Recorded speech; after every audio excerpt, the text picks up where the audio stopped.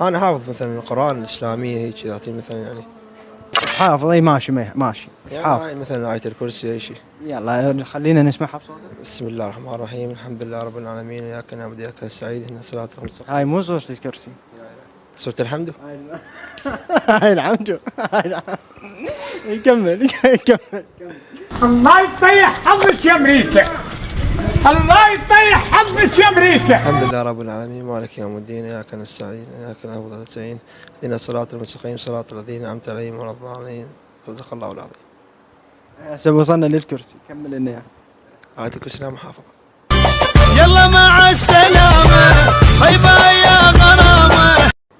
زين شلون انت جبت آية الكرسي من البداية؟ ها؟